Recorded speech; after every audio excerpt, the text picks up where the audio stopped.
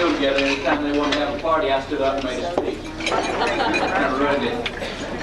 And there's no difference because I guess that's the way it's going to be in my class for the first time. Well, we're especially happy to have you with us too in this class reunion. We're happy to have everybody. You know, this is great. These are two special classes. We went through school for some of us for 5 and some of us for 6 years together. I noticed, and some of us longer than that, I guess. I was looking at my old copies of the Traveler, this afternoon, and trying to see, you know, what did the Traveler say about our classes. And I was noticing, for example, the New Year's resolutions that some people gave. Randy Roman said he was still looking for a brunette to fill his saxophone case. That was it. That's an actual quote.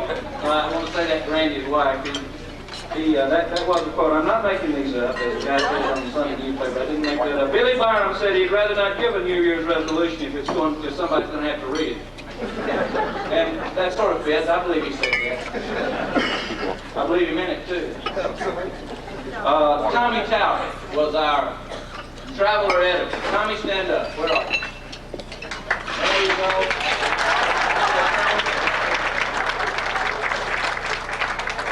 Interesting to read the Traveler. On October 31, 1963, Tommy gave this advice on how to leave when school is out.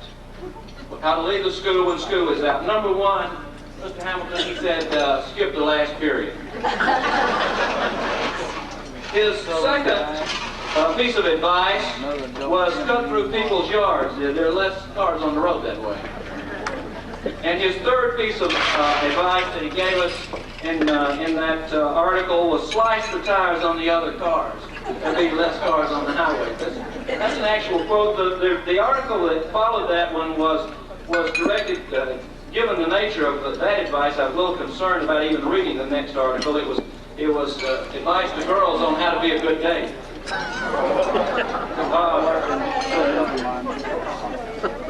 In Letters to Santa on December 20, 1963, I'm not making this up. Niles, stand up. Niles Prestige. Stand up, Niles. Where are you? There you are. Niles Prestige said, all I want for Christmas is an old-fashioned girl like my mother, Jane Mansfield. I didn't make this up. Thank you. The gossip column, where's Greg Dixon? Stand up, Greg. Greg, and smile. Where are you? Stand up and smile, Greg. Said Greg Dixon has such a cute smile. That's what the gossip column said. Don't fall down. We had the senior will. Joe Barron left his English book to anyone who wants to try to pass it in 1 year. I don't know, Miss Faulkner, maybe that was your book. Johnny Sharp willed his Brill Cream to Dag Rowe. I'm sorry Dag's not here tonight. I'll pass that on to Dag, who lives here in Huntsville. I'll pass it on to him anyway. But maybe he meant Tommy Towery when he said that anyway. Judy Adair was crowned Miss Fire Prevention in 1964. Judy, stand up now. Don't be bashful. Miss Fire Prevention, possibly because she was the coldest girl in town. I don't know.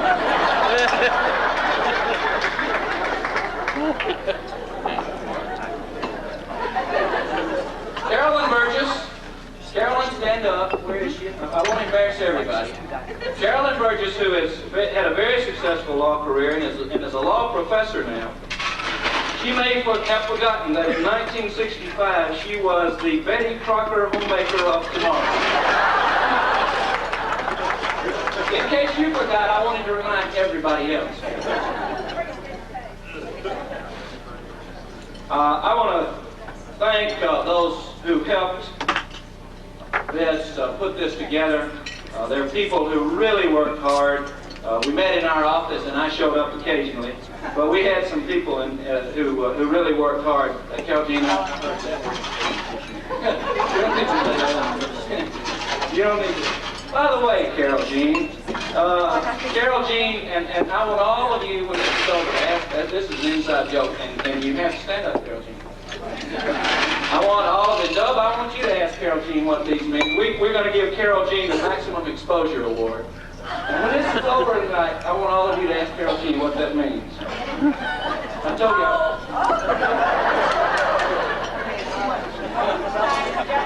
You're welcome. I told you I was going to embarrass you, Carol Jean, and I couldn't just pass up the opportunity.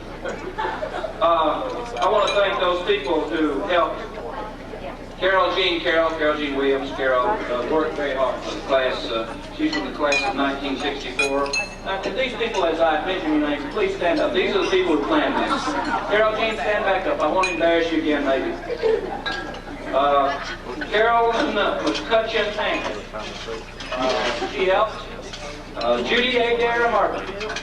Judy, stand up again. That's right, Miss Fire Prevention and also Homecoming Queen of 1965. Linda Norris Lawley. Linda Lawley. What did I say? Lawley.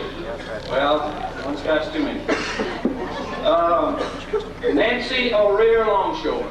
Class of 64. Nancy, now I want to say, and I think that all of the class of 1964 would agree that Nancy worked harder than anybody else and deserves special thanks from the class of 1964. Diane Huey McClure. Where is Diane? Is she standing? There we go. There's Diane. Niles Prestige didn't do much, but his name's down here.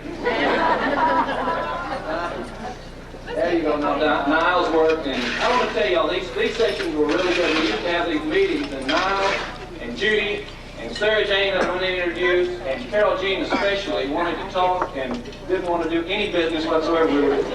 We had the hardest time getting them in. She has an especially difficult life for that reason.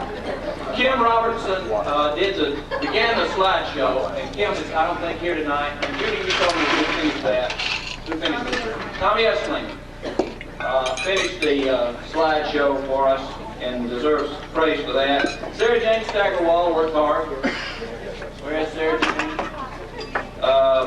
Dale Thompson in the class of 1964. Dale, he's here. There we go, Dale. I'll find you. And Gail Thompson also. And we appreciate everything that, did I leave anybody out now? We appreciate everything that all of you did. Thank you.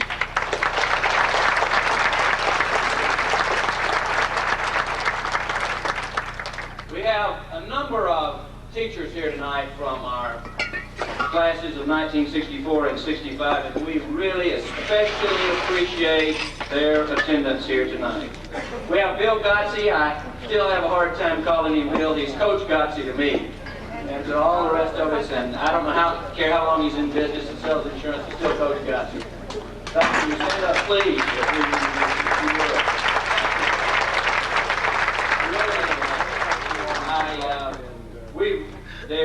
These people have no idea how much credit or even blame they deserve for the way we turned out. And we appreciate everything you did, especially. We're going to give you credit, and we will try to stay away from the blame. We have Jane Park, who is with us all the way from junior high school. Where is Jane? She's here. There you are. Stand up now.